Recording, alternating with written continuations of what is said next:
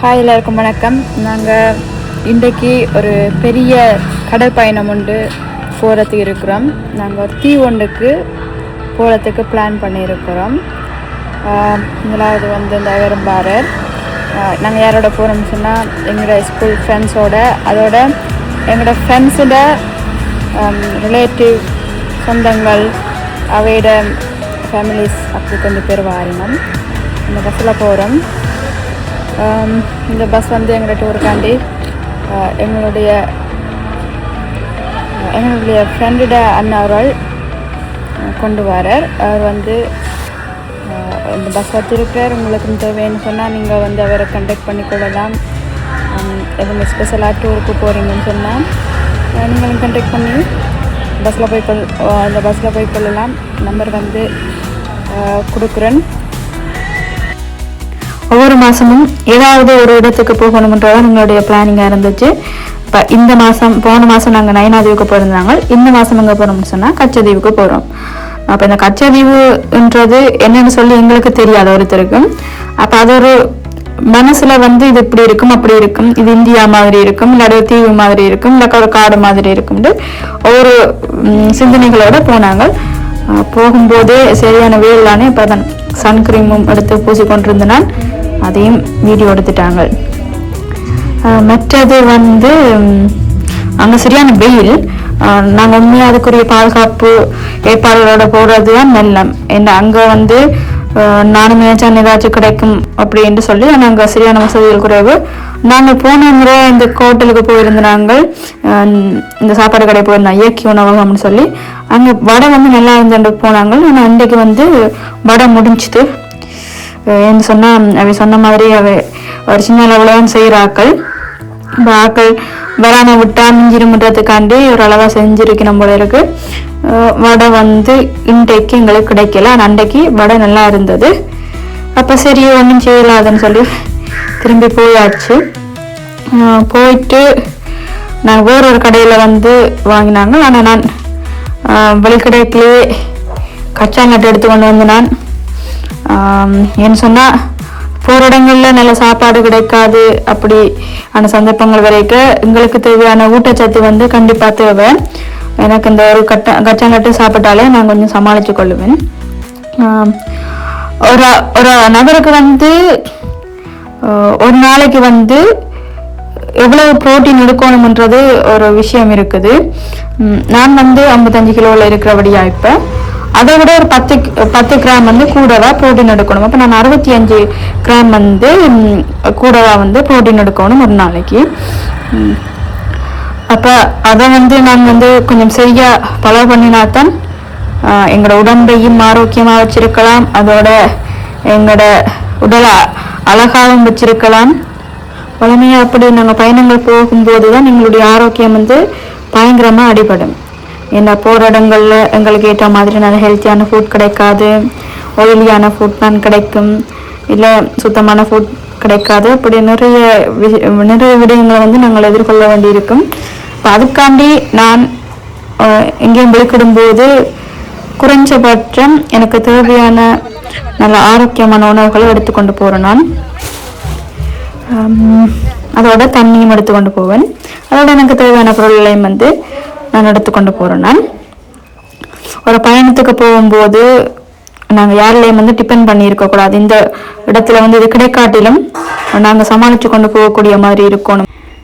இவ்வாறு வந்து எங்களுடைய பயணம் வந்து தொடர்ந்தது. இந்த இடையில ஒரு கடையில் வடை வாங்கினாங்க. வடை நல்லா இருந்துச்சு. மற்ற சாப்பாடுகள் எனக்கு வந்து அவ்வளோ பிடிக்காத சாப்பாடுகள். இப்போ அது கொஞ்சம் எனக்கு ஒத்து வரையில. அடுத்த கட்டம் என்னன்னு சொன்னால் நாங்கள் நேரம் இல்லாதால காலமாக சாப்பிடாம வந்துடுறாங்க. ஆனால் நிதானமாக சாப்பிட்றதுக்கெலாம் நேரம் என்னன்னு சொல்லி தான் இந்த ஃபோட்டோஸை கட்டிக்கிட்டு அப்படியே சாப்பிட்டு போனது. அப்படியே போய் நானும் ஒரு செல்ஃபி ஒன்று எடுத்துட்டு டிக்டாக் வீடியோ ஒன்று செய்யணும்.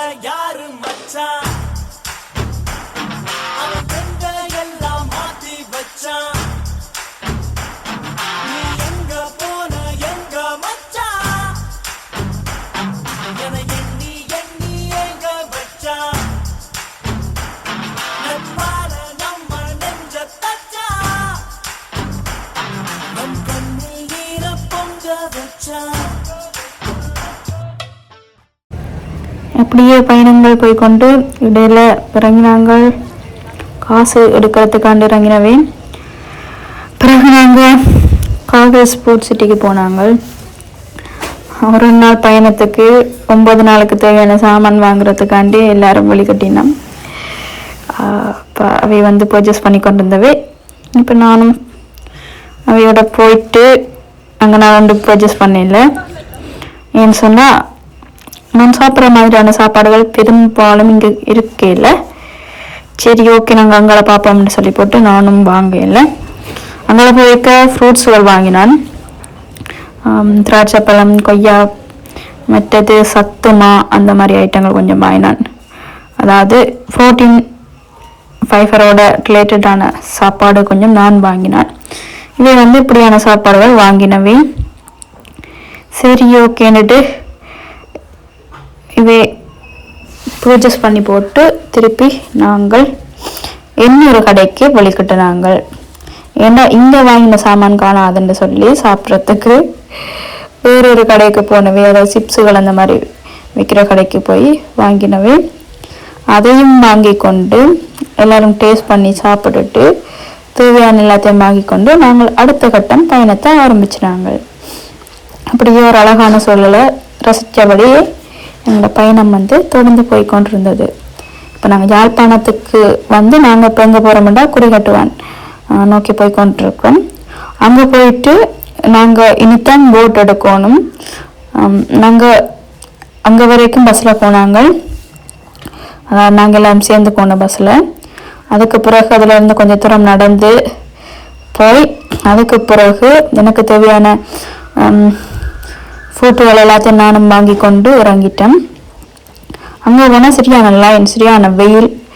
அப்பா வெயில் ஒரு பக்கத்தால் கொளுத்துது, லைன் ஒரு பக்கத்தால். இந்த வெயிலுக்கு எப்படி நிற்கிறது என்ன செய்யறேன்னு கொஞ்சம் தெரியல. அப்போ சுற்றி வர எல்லாம் வடிவாக வீடியோ எடுத்துட்டு நான் அதை கூட கொண்டு வந்தேன். இப்போ அதை வச்சுக்கொண்டு கொஞ்சம் நேரம் நின்று பார்த்தேன், அதுவும் சரி வரையில. அப்போ அவை வந்து சின்ன ஆக்கள் வச்சிருக்கிற ஆக்களை வந்து உள்ளே கூப்பிட்டு இருந்தவை. அப்போ அந்த இடத்துக்கு போய் பார்த்தேன். அந்த இடத்துலையும் கொஞ்சம் இடம் இருந்துச்சு. சரி ஓகே அங்கே கொஞ்சம் நேரம் இருப்போம்னு சொல்லி போட்டு அவையோட கொஞ்சம் நேரம் இருந்தது. அங்கே இருந்தபடியே கொஞ்சம் வெயில் தெரியல. இன்னும் சரியான வெக்கம், சரியான சனம், சரியான நெரிசல் பட்டு கரைச்சல் பட்டு இந்த வெயிலுக்கு உச்சி வெயிலுக்கு நின்று தான் படகுக்கு விட்டவே. இந்த பதிவுகள் எல்லாம் மேற்கொண்டு நார்மலாக ஒரு படகுல போகிறோன்னா 1200 ரூபா. அது வல்லம் அதுகளில் போகிறேன்னு சொன்னால் வளமையாக போகிற இதுகளில் 1200 அந்த மாதிரி முடியும். நாங்கள் தனியாக கை பண்ணி போகிறேன்னு சொன்னால் 2000, 2500, 3000, 3500 அப்படி ஒவ்வொரு விலைக்கேற்ற மாதிரி இருக்குது. ஏன்னா எவ்வளோ ஆக்களை சேர்க்குறோமோ அதுக்கேற்ற மாதிரி நாங்கள் பிரிக்கணும். ஒரு 35,000 சொன்னால் எங்கள்கிட்ட எவ்வளோ ஆக்கள் இருக்கணுமோ அதுக்கேற்ற மாதிரி பிரித்தா அந்த தொகை வந்து வரும். அப்படி இருந்தது. அப்போ நாங்கள் முதல்ல தனியாக ஒரு போட் பிடிப்போம்னு சொல்லித்தான் ட்ரை பண்ணது. ஆனால் அது சரி வேற இல்லை. அப்போ அதில் பழமையாக போகிற மாதிரியே வல்லம் ஒன்றில் போனாங்க. அதுவும் கிடைக்கிறது சரியாக கஷ்டப்பட்டு நெறிப்பட்டு பாருங்க லைனை. இப்போ இந்த லைனுக்குள்ளால இடம் கிடைச்சதே பெரிய விஷயம்னு சொல்லி ஒரு மாதிரி உள்ளுக்க போயிட்டோம். முன்னுக்கா போயிட்டு உள்ளுக்க போயிட்டோம். அதுலேயும் வந்து நிறைய சண்டைகள் சச்சரவுகள் எல்லாம் இருந்துச்சு. சரியான நெரிசல், வெயில். அப்போ இந்த வெயிலுக்கு வந்து இதில் ஒரு கொட்டகம் மாதிரி ஒன்று இருந்திருந்தா மக்களுக்கு அது நல்லா இருந்திருக்கும். ஆனால் ஒரு நாள் வருஷத்துல ஒரு தடவை மட்டும் வாரத்துக்காண்டு இவ்வளோ செலவழிக்க கூடாண்டு இன்னொரு ஆக்கள் வந்து கருத்துக்களை வந்து சொல்லி கொண்டிருக்கணும். எது எப்படி இருந்தாலும் ஒரு இடம் வந்து தனியாக ஒரு 5 பேர் 10 பேர் போய் வரும்போது அது நோம்பலா இருக்கும் வரைக்கும் பிரச்சனை இல்லை. ஆனால் இதில் ஒரு 50,000 1,00,000 பேர் என்று சொல்லி போகைக்குள்ள அங்கே பிரச்சனை வரும். அவைக்கு தேவையான அடிப்படை வசதிகளை வந்து பூர்த்தி செய்ய வேண்டி வரும். அவைக்கு தேவையான வசதிகளை பூர்த்தி செய்யறதுக்கு சரி ஓகே கொஞ்சம் காசு விளையாச்சு வாங்கி அதை செய்திருக்கலாம்தான் என்னோட கருத்து. மற்றபடி ஓகே எங்களுக்கு இப்போ இந்த வளம் தான் கிடைச்சிருக்கு, இந்த வளத்துக்கும் எங்களுக்கு இடம் கிடைக்கல.